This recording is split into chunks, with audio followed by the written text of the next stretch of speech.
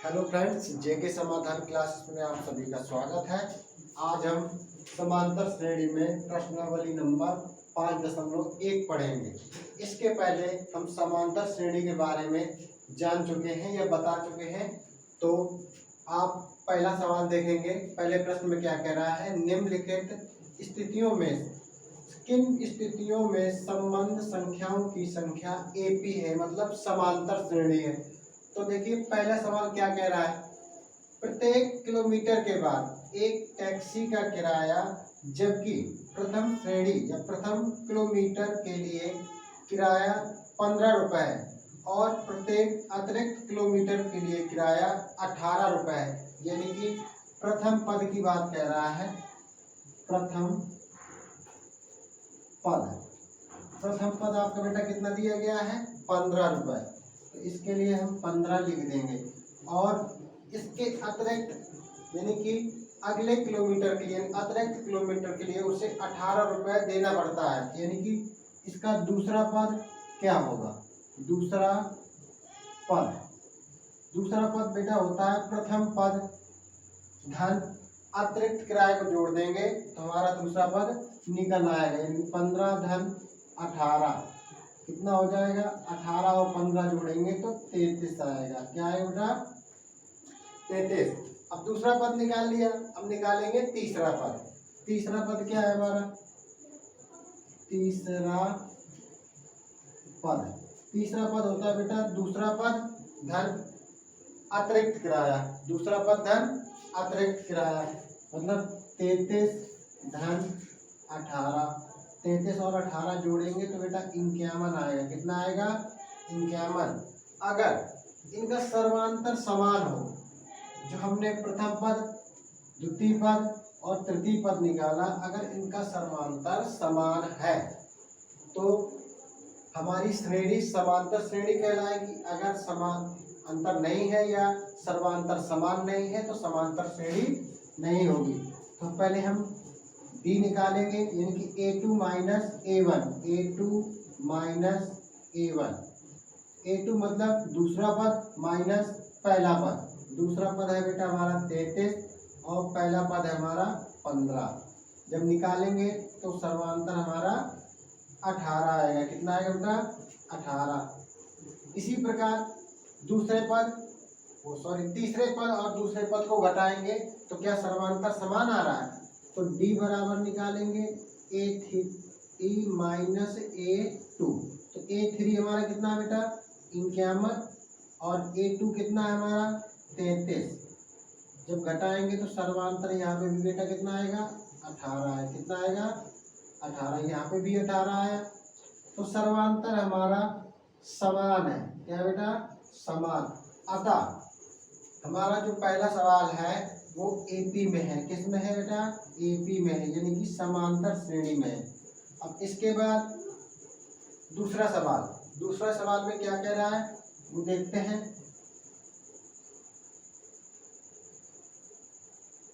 दूसरे सवाल में कह रहा है, किसी बेलन में उपस्थित हवा की मात्रा जबकि वायु निकालने वाला पंप प्रत्येक बार बेलन की शेष हवा का 1/4 भाग निकाल देता है। यानी कि जैसे एक बेलन है बेटा, जैसे ये मान लिया जाए एक बेलन है। क्या है ये, बेलन है। इसमें एक पंप लगा हुआ है। क्या लगा हुआ है, पंप। जैसे हम पहली बार में पंप इस बेलन के आयतन का 1/4 भाग यानी कि 1/4 हवा बाहर निकाल देता है। तो मान लेते हैं बेलन का आयतन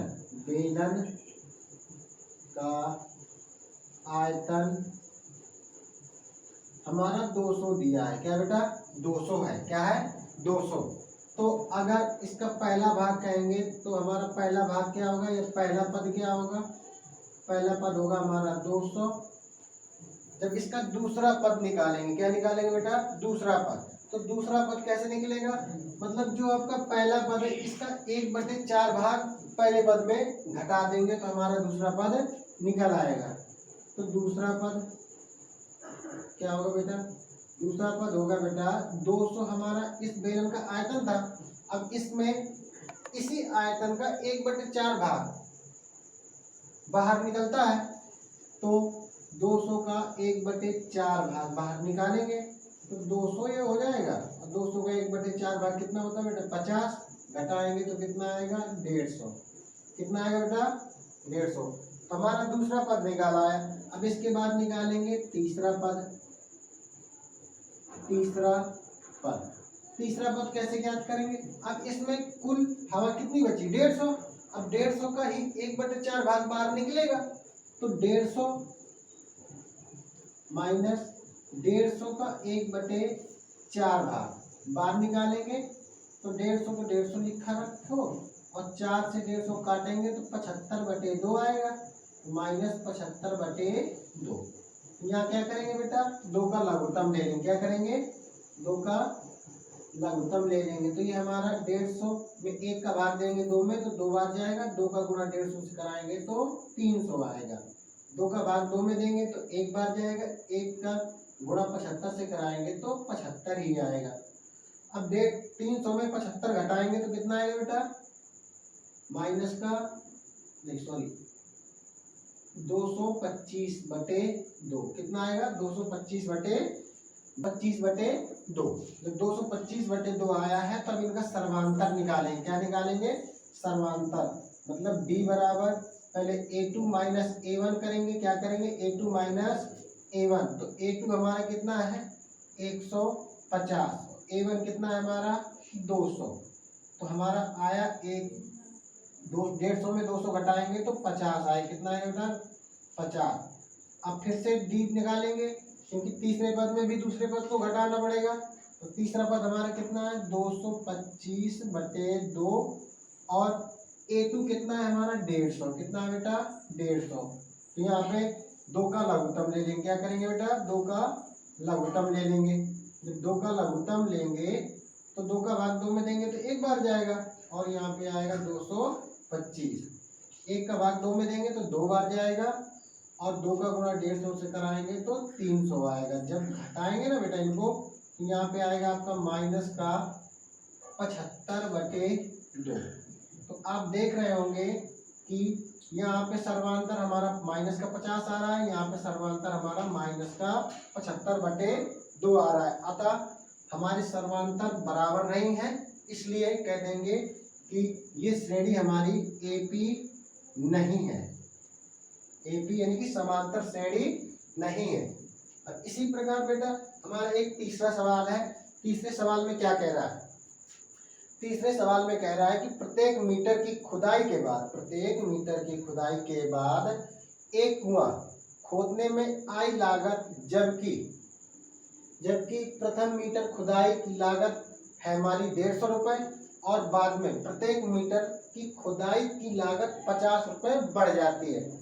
मतलब पहले 1 मीटर अगर कुएं को खोदते हैं तो 150 रुपए की लागत आती है। इसके बाद प्रत्येक अतिरिक्त मीटर की खुदाई के लिए हमारा 50 रुपए खर्च बढ़ जाता है। तो इसको हल करते हैं कि ये हमारी श्रेणी समांतर श्रेणी है अथवा नहीं। तो पहले मीटर खुदाई में लगा खर्च कितना है हमारा 150। तो इसको हम प्रथम पद मान लेंगे। क्या मान लेंगे बेटा प्रथम पद हमारा 150। अब इसके अतिरिक्त मीटर की खुदाई के लिए हमारा खर्च 50 रुपए बढ़ जाता है। जैसे हम दूसरा पद निकालेंगे बेटा, क्या निकालेंगे दूसरा पद कैसे निकालते हैं? प्रथम पद प्लस अतिरिक्त खर्च। प्रथम पद कितना है हमारा 150, अतिरिक्त खर्च कितना है हमारा 50, तो दूसरा पद कितना आया 200। इसी प्रकार हम तीसरा पद निकालेंगे। तीसरा पद क्या होता है? मतलब द्वितीय पद प्लस अतिरिक्त खर्च। द्वितीय पद कितना है हमारा बेटा 200, अतिरिक्त खर्च कितना है हमारा 50, कुल मिला के हमारा हो गया 250 रुपये। अब अगर हम देखते हैं इनका समांतर समान है तो हमारी ये श्रेणी समांतर श्रेणी है अथवा नहीं। तो पहले डी निकालेंगे a2 माइनस a1 मतलब दूसरा पद माइनस प्रथम पद। तो दूसरा पद कितना है बेटा हमारा 200 है और प्रथम पद कितना है हमारा 150 है। तो 200 में 150 घटाएंगे तो 50 आएगा। पहला समांतर हमने ये निकाल लिया, एक और समांतर निकाल के देखते हैं, क्योंकि समांतर श्रेणी में आप कहीं पे भी दूसरे पद को पहले पद से घटाएं या तीसरे पद को दूसरे पद से या चौथे पद को तीसरे पद से, तो समांतर समान आता है। तो इसी प्रकार डी में घटाएं, डी बराबर करेंगे A3 माइनस A2। A3 क्या है हमारा 250 और A2 कितना है 200। तो 250 में 200 घटाएंगे तो हमारा 50 आएगा। कितना आएगा 50।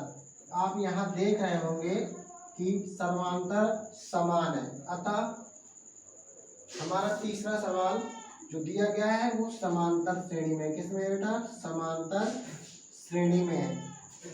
इस खाते में प्रत्येक वर्ष का मिश्र धन जबकि ₹10,000 की राशि 8% की दर से चक्रवृद्धि ब्याज पर जमा की जाती है, तो इसका प्रति वर्ष कितना मिश्र धन होगा वो बताना है और ये चेक करना है कि क्या ये मिश्र धन हमारा समांतर श्रेणी में आ रहा है कि नहीं।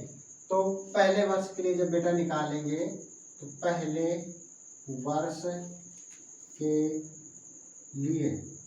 वर्ष के लिए कितना होगा 10,000 का निकालना है बेटा। 10,000 का एक वर्ष का पहले निकालेंगे, कितने वर्ष का निकालेंगे एक वर्ष का। तो इसको जब हल करेंगे बेटा तो ये हमारा 10,800 आएगा। कैलकुलेट करने के बाद कितना आएगा बेटा 10,800। दूसरे वर्ष के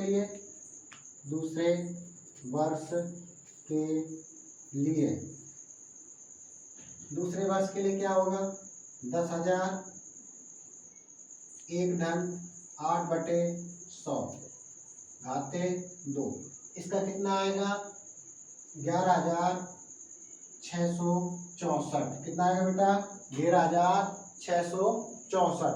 अब तीसरे वर्ष के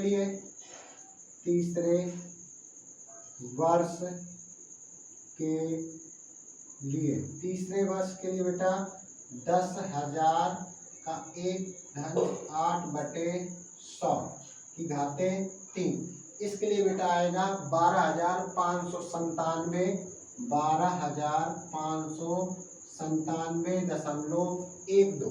कितना आएगा बेटा 12। ठीक है। अब इसका सर्वांतर चेक करेंगे, क्या सर्वांतर हमारा समान है। अगर समान है तो श्रेणी समांतर श्रेणी है, अतः नहीं।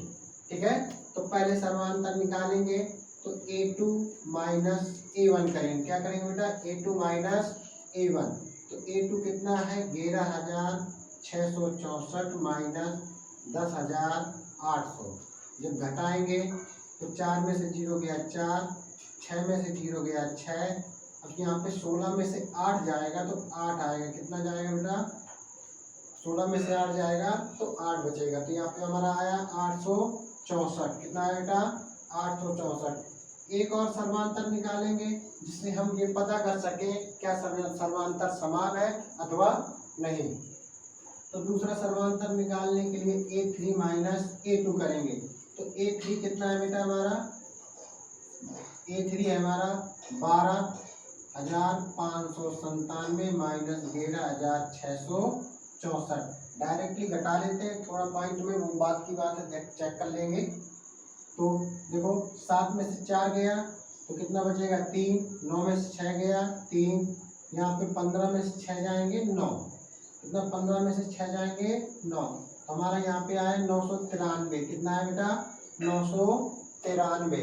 तो देख रहे हैं कि यहाँ पे हमारा सर्वांतर समान नहीं है। अगर सर्वांतर समान होता तो हमारी श्रेणी AP होती, अतः हम कहेंगे ये श्रेणी हमारी AP नहीं है, यानी कि सर्वांतर समान नहीं है। तो ये हमारी श्रेणी क्या है समांतर श्रेणी में नहीं आएगी।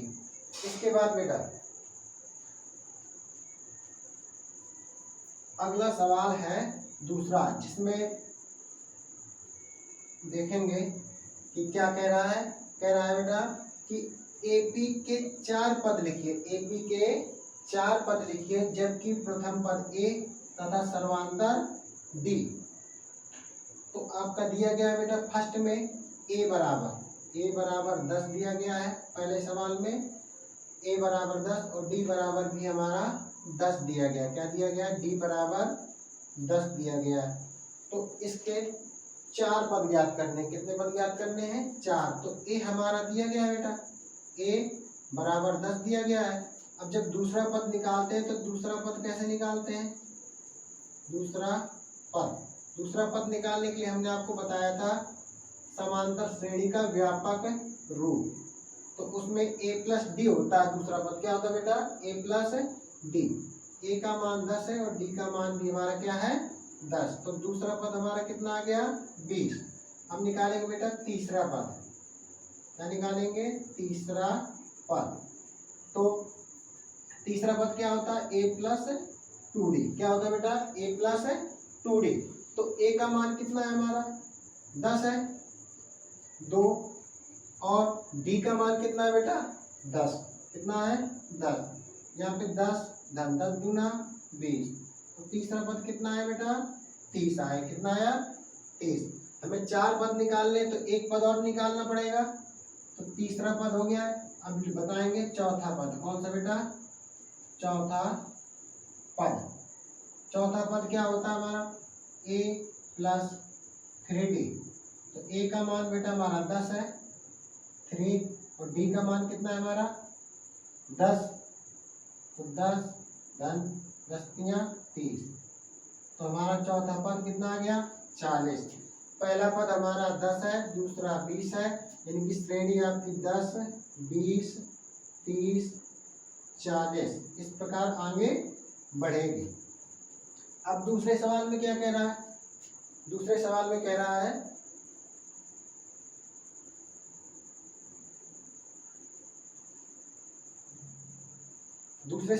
रहा है कि a बराबर आपका दिया गया है -2 और d बराबर दिया गया है आपका 0।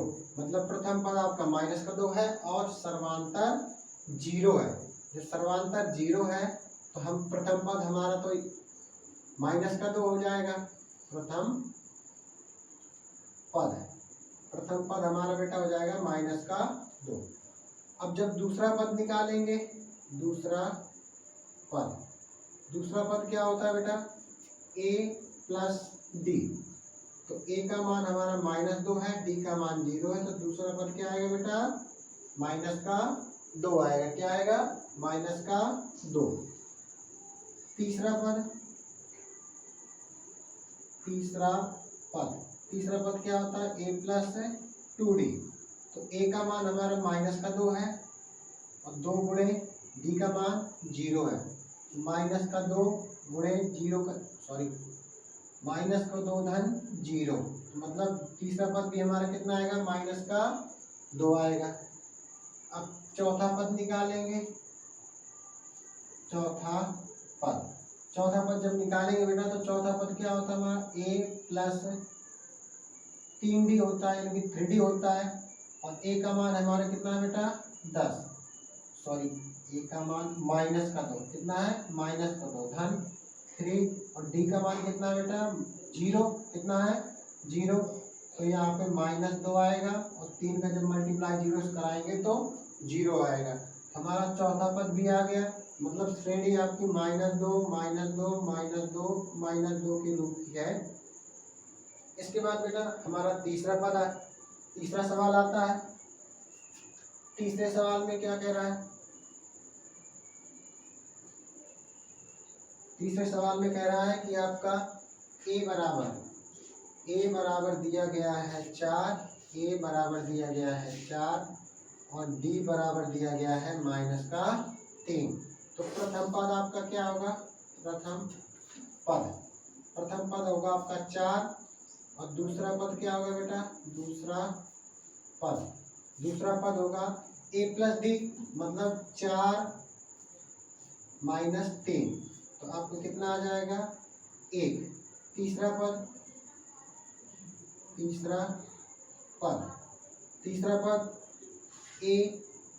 a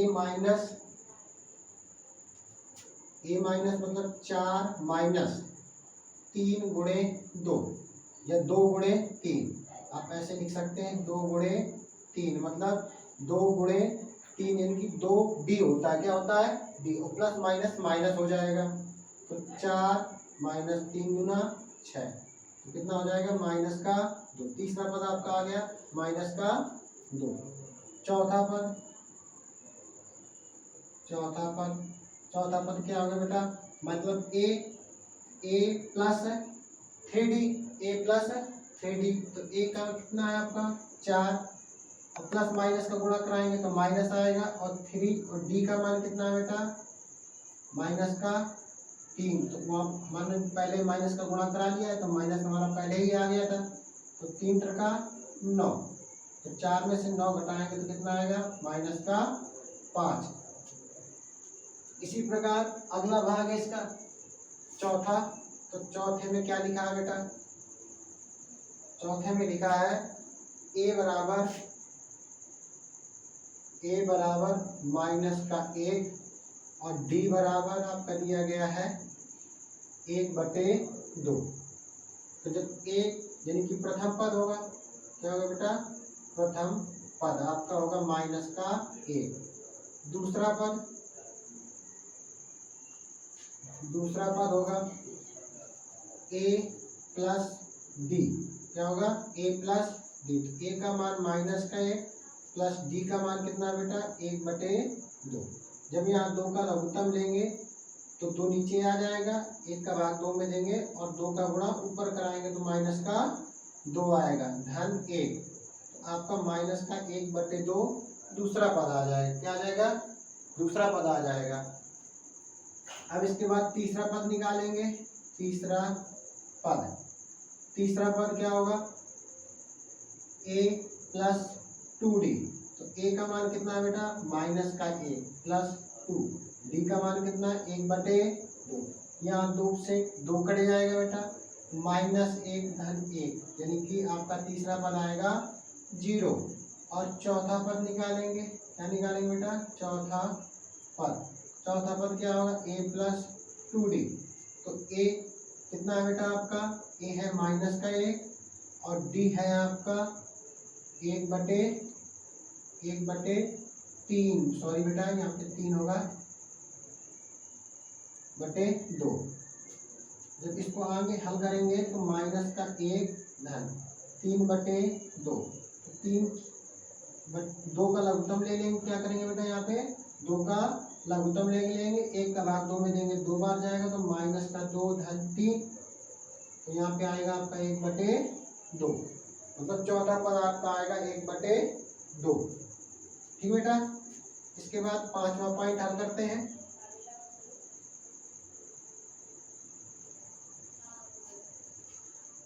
पांचवा पॉइंट, पांचवें पॉइंट में क्या दिया गया है, a बराबर दिया गया है आपका माइनस का 1.25 और d बराबर दिया गया आपका 0.25। जब हम प्रथम पद ज्ञात करेंगे तो प्रथम पद हमारा a होता है बेटा, प्रथम पद माइनस का 1.25 आपका प्रथम पद आ गया। जब दूसरा पद निकालेंगे तो दूसरा पद क्या होता है हमारा, दूसरा पद होता है a प्लस डी, क्या होता है a प्लस डी। तो a का मान कितना है बेटा, माइनस का 1.25 और d कितना है बेटा 0.25। जब इनको जोड़ेंगे तो आपका कितना आ जाएगा, माइनस का 1 आ जाएगा, कितना आ जाएगा बेटा 1 आ जाएगा।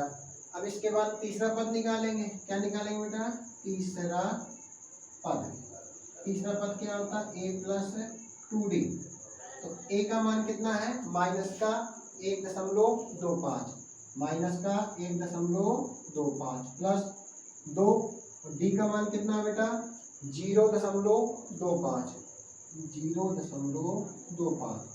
तो माइनस का 1.25 जो करते हो। अब इसमें 2.5 के 2 से गुणा कराएंगे तो 0.5 आएगा, कितना आएगा बेटा 0.5 आएगा। जब घटाएंगे तो माइनस का 0.75 आएगा, कितना आएगा बेटा 0.75।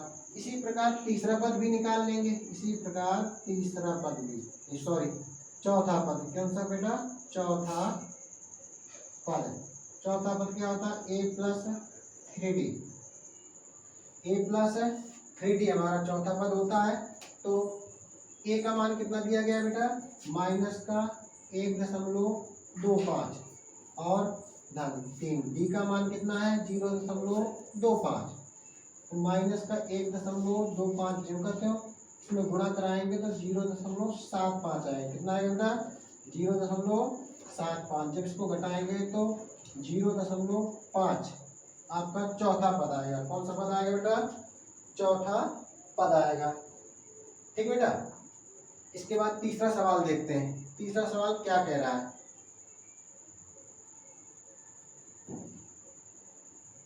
तीसरे सवाल में कह रहा है निम्नलिखित में से प्रत्येक एक भी के लिए प्रथम पद व सर्वांतर ज्ञात करिए। मतलब पहला पद और सर्वांतर बताना है। तो पहले सवाल में क्या कह रहा है, पहले सवाल में कह रहा है कि आपकी एक श्रेणी लिखी हुई है 3, 1, -1 और -3।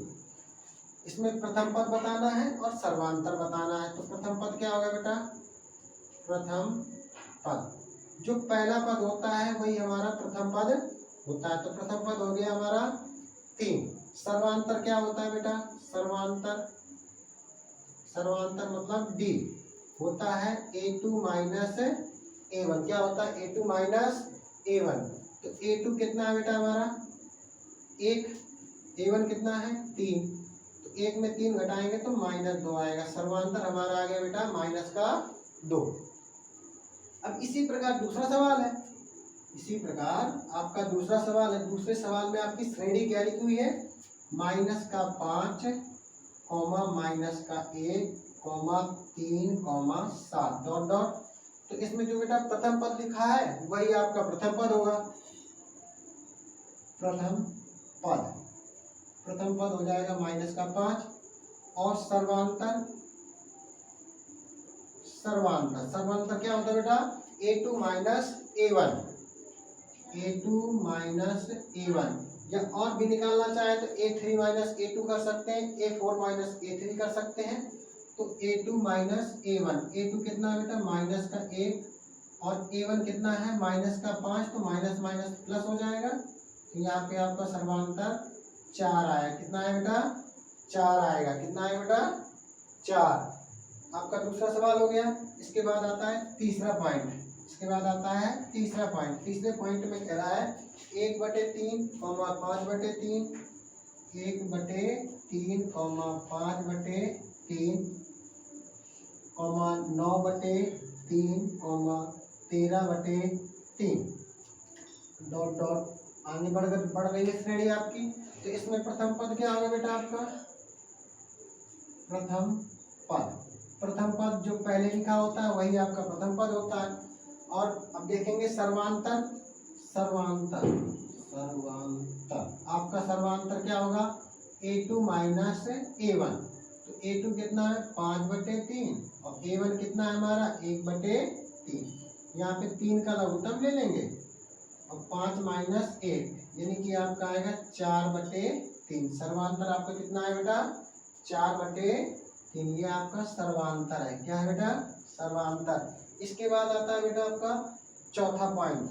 और चौथे पॉइंट की आपकी समांतर श्रेणी क्या लिखी हुई है, 0.6, 1.7, 2.8, 3.9 डॉट डॉट करके। तो देखो बेटा इसमें जो पहली संख्या है वही आपका प्रथम पद होगा।